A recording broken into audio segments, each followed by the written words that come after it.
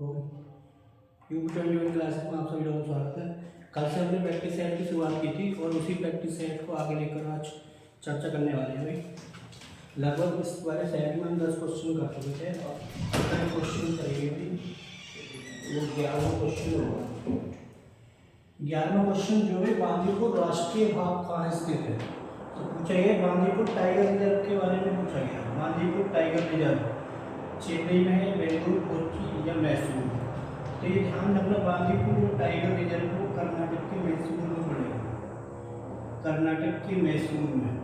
अब कर्नाटक से और अन्य टाइगर रिजर्व देखें तो एक हमारा आता है यहाँ से Nagarhole tiger reserve, Nagarhole tiger reserve, Nagarhole tiger reserve.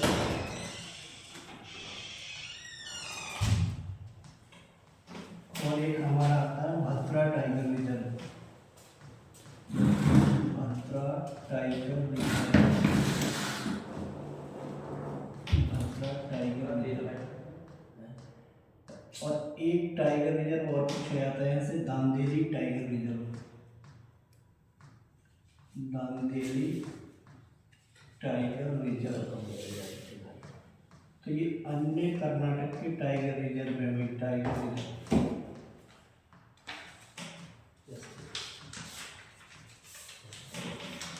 तो भी कर्नाटक के टाइगर नागरहोल, भद्रा टाइगर, दांदेली। तो भी ध्यान रखो वर्ष 1973 में बाघों की संख्या की कमी को देखते हुए भारत सरकार द्वारा एक परियोजना लाई गई थी। भारत सरकार द्वारा एक परियोजना लाई गई थी बाघों के संरक्षण के लिए और जिसे नाम दिया गया प्रोजेक्ट टाइगर। प्रोजेक्ट टाइगर की शुरुआत की गई 1973 में। प्रोजेक्ट टाइगर 1973 में शुरुआत की गई और पहले जो टाइगर जो थे भाई ध्यान में पहला जो था वो जिम कॉर्बेट था। इसमें अगर वर्तमान में अगर भारत में टाइगर रिजर्व की बात करें तो 54 टाइगर रिजर्व है। देश में टाइगर रिजर्वों की संख्या 54 और इसमें 54 में जो बना है वो धौलपुर करौली टाइगर रिजर्व राजस्थान में। ये देश का 54वां टाइगर रिजर्व होगा, Dholpur Karauli tiger reserve, Karauli tiger reserve.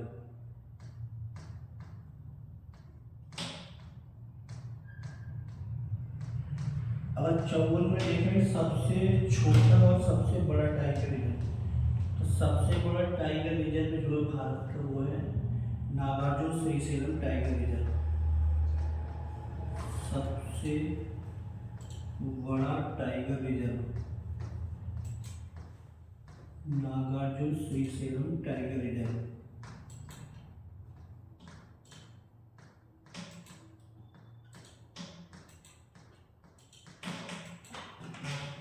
Nagarjun Srisailam tiger reserve ये पड़ेगा भाई हमारा आंध्र प्रदेश में।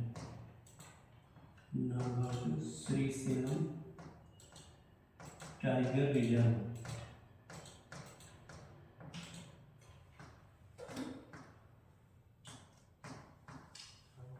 Tiger reserve Andhra Pradesh. तो इस क्वेश्चन से संबंधित इतनी जानकारी हमें रखनी है।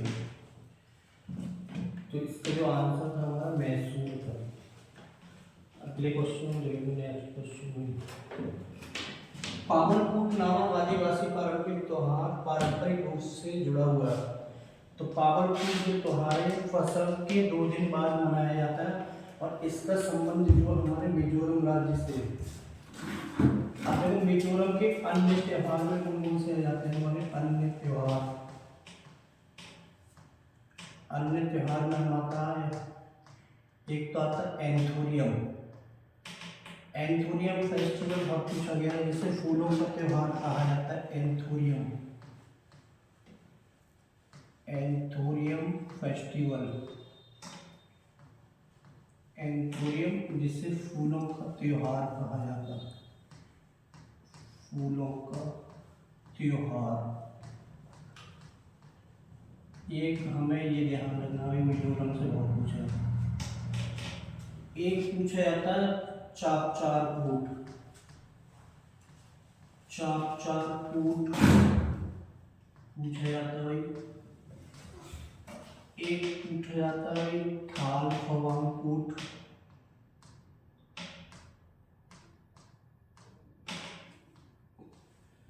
और एक मिम कूट। कूट जो रूट वर्ड तुम्हें ध्यान रखना है, मिजोरम के सारे फेस्टिवल। तो पावल कूट जो त्योहार है भैया ये किससे संबंधित है, मिजोरम से संबंधित हो। तो इसमें मैं बता ध्यान रखना, आगे जब क्लासरूम में पढ़ेंगे तो जब प्रैक्टिस सेट मतलब टेस्ट के दौर पर लगाएंगे हम, तो वहाँ पर ये तुम्हें व्याख्या देखने को मिलेगी। आगे भाई अगले क्वेश्चन देखो, द इनहेरिटेंस ऑफ लॉस, हानि की विरासत। कई बार पूछी जाती है ये वाली हानि की विरासत, और इसके लिए मुझे बुकर पुरस्कार मिला इस वाली बुक के लिए, हानि की विरासत। और ये पुस्तक जो वो किरण देसाई द्वारा लिखित पुस्तक है। कई बार पूछी जाती है किरण देसाई की ऐसी कौन सी पुस्तक है जिसके लिए बुकर पुरस्कार मिला है, तो the inheritance of loss. Jhumpa Lahiri की एक बुक ध्यान रखने में, द नेमसेक, ये भी कई बार पूछी जाती है, द नेमसेक। एक बुक हमें सुधा मूर्ति की ध्यान रखनी है, डॉलर बहू, ये कई बार पूछी गई है एसएससी में, डॉलर बहू। इसमें जो द हानि की विरासत पुस्तक ध्यान रखना, कभी कभी हिंदी में भी दे रखा होता है। तो इसे 2006 में भी नोबेल मतलब बुकर पुरस्कार मिला। जनवरी 2022 में Bhubaneswar Odisha open super badminton tournament में महिला सिंगल्स का खिताब किसने जीता, महिला सिंगल्स का खिताब किसने जीता है, तो ये जीता है उन्नति हुड्डा ने जीता। उन्नति हुड्डा कहाँ पर आयोजित हुई है भैया, भुवनेश्वर उड़ीसा में इसका आयोजन हुआ है भैया। और ये संबंध किससे, बैडमिंटन से। अब देखो यहाँ पर ये भी जो नाम दे रखा पुलेला गोपीचंद, इनके नाम पर एक अकेडमी स्थापित की गई हैदराबाद में। पुलेला गोपीचंद इन्हीं के नाम पर बैडमिंटन खिलाड़ी 2000 अकेडमी 2008 में हैदराबाद में स्थापित की गई, 2008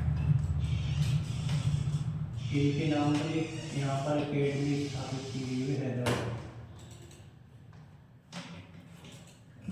और देखो ये अन्य बैडमिंटन खिलाड़ी जो भी, साई प्रणीत का संबंध किससे है, बैडमिंटन से।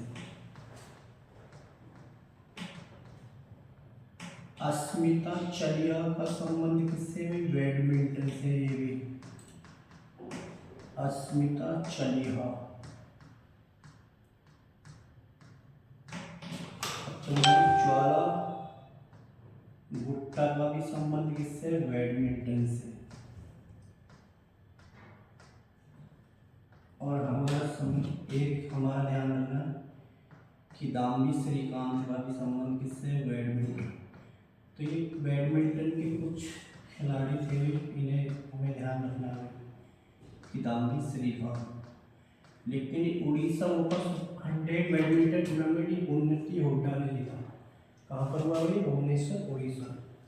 अगले क्वेश्चन देखेंगे, रेगुलर क्वेश्चन नंबर 17। सिंधु घाटी सभ्यता में द ग्रेट बाथ विशाल स्नानागार निम्नलिखित में से किस स्थान पर पाया गया है। लोथल से क्या बना है, ये डॉकयार्ड या बंदरगाह, यहाँ से मिला है, लोथल से बंदरगाह मिला है। कई नाम से पूछा जाता है, कई बार डॉकयार्ड भी पूछा गया है, लोथल डॉकयार्ड।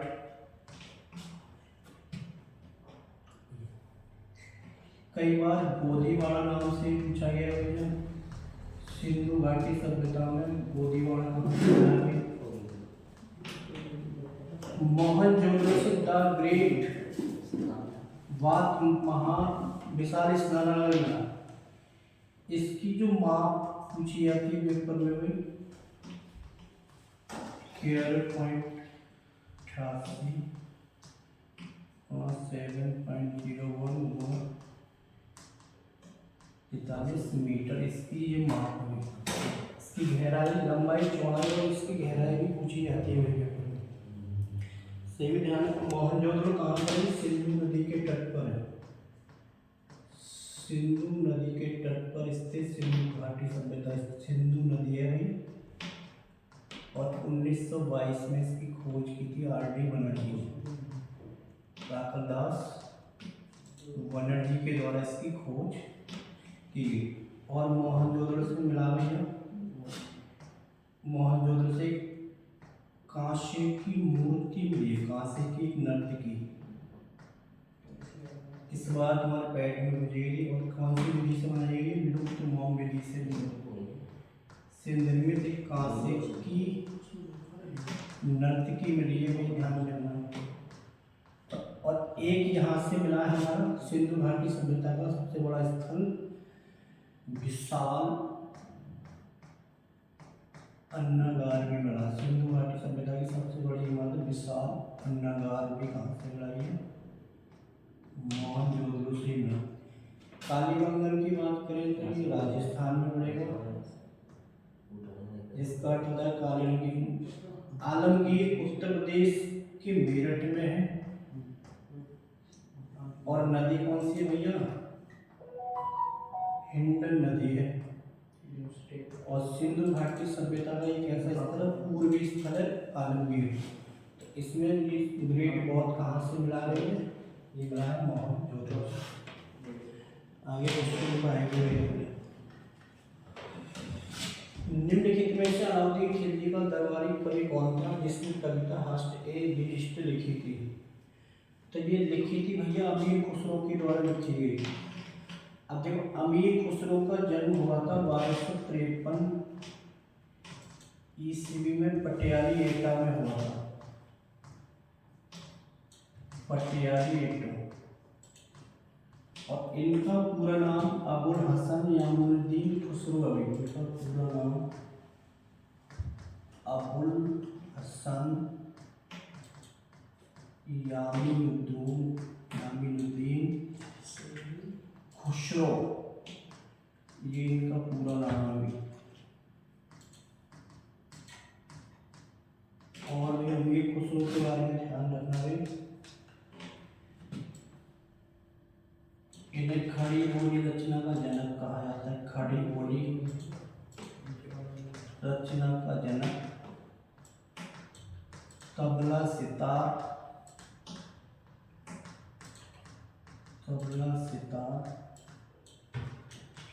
व कव्वाली गायन का जनक भी कहा जाता है।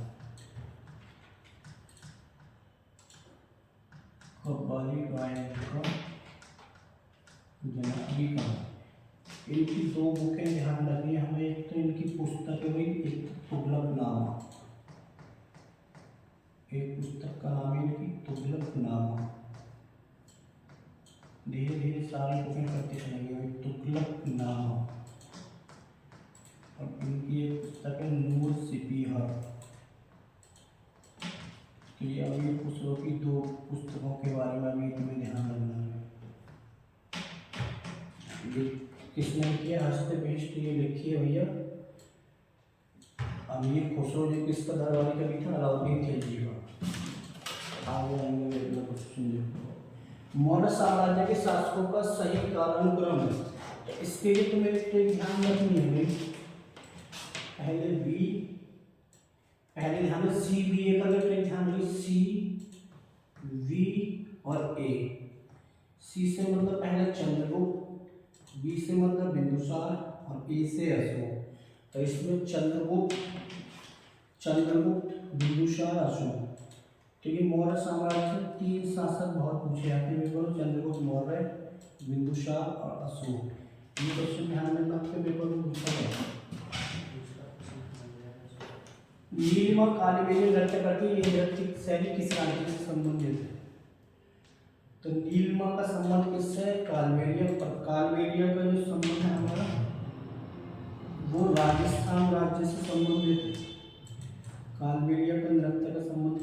राजस्थान।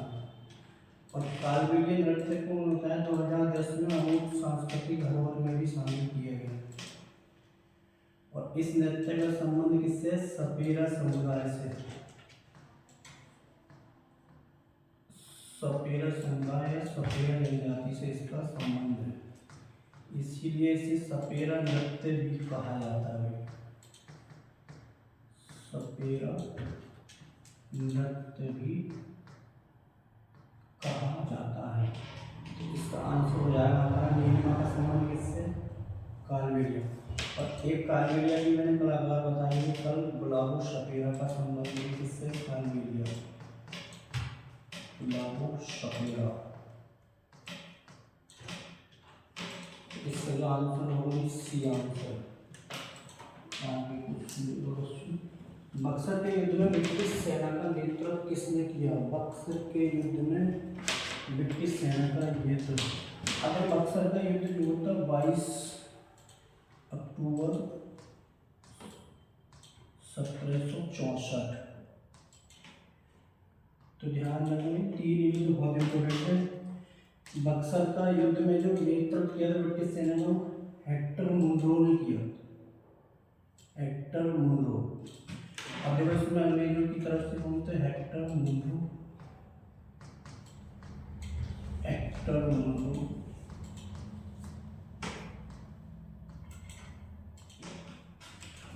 और भी अब के एक तो मीर कासिम था भैया, मुगलों का मीर कासिम।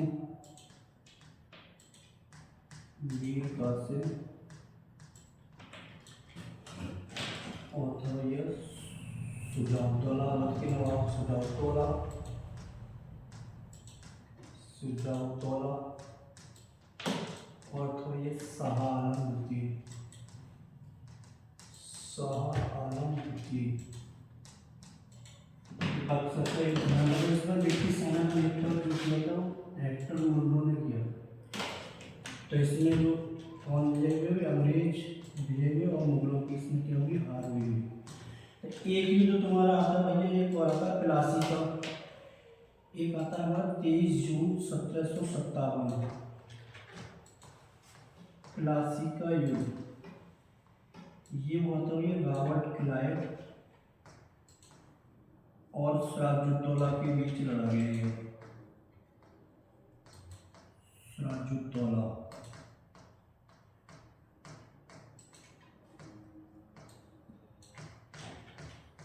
और ये क्वेश्चन पूछा जाता है हमारे पेपर में कि भारत में ब्रिटिश शासन की नींव किस युद्ध से बढ़ी? तो प्लासी का बैटल हो। प्लासी का युद्ध से भारत में ब्रिटिश शासन की नींव पड़ी थी ये 1757। और 1757 से लेकर 1947 तक भारत पर अंग्रेजों का शासन है लगभग 190 वर्ष। पूछा गया कई बार पेपर में हुई, तो अंग्रेजों ने भारत का शासन कब किया था? तो 190 वर्ष, लगभग 200 के आसपास। ध्यान रखना है। फिर एक आता है एक युद्ध और होता है तीसरा, ये बार बार पूछे जाते हैं। एक तो वांडीवास का युद्ध। वांडीवास ये हुआ था 1760। फ्रांस ये अंग्रेज आयरकूट, ब्रिटिश का नेता आयरकूट और किसके बीच हुआ? फ्रांसीसियों के बीच हुआ। फ्रांसीसियों के बीच। और इसमें अंग्रेजों ने किस हराया? फ्रांस। तो ये 3 अंग्रेजों के युद्ध ध्यान रख रहे हैं युद्ध में। ध्यान तो बक्सर का है, प्लासी और एक वांडीवास। तो इसमें पूछा गया बक्सर के युद्ध ब्रिटिश सेना ने नेतृत्व किया था हेक्टर मुनरो ने किया। आगे आएंगे क्वेश्चन नंबर 80। बक्सर की लड़ाई हेक्टर मुनरो के नेतृत्व वाली ब्रिटिश ईस्ट इंडिया कंपनी की कमान वाली सेना और डेडेस की संयुक्त सेनाओं के बीच लड़ी गई थी। अभी बताया था मैंने पहले क्वेश्चन। मीर जाफर, सिराजुद्दौला, मुगल बादशाह शाह आलम द्वितीय। मीर कासिम, मुगल बादशाह शाह आलम द्वितीय और अवध के नवाब सुजाउद्दौला। मीर जाफर, बहादुर शाह जफर और फर्रुखसियत। तो ये बक्सर में जो बैटल लड़ा गया मीर कासिम, मुगल बादशाह शाह आलम द्वितीय और अवध के नवाब सुजाउद्दौला के बीच लड़ा गया। बक्सर का एरिया। तो ये वाला हाथ के लिए इतना ही, कल फिर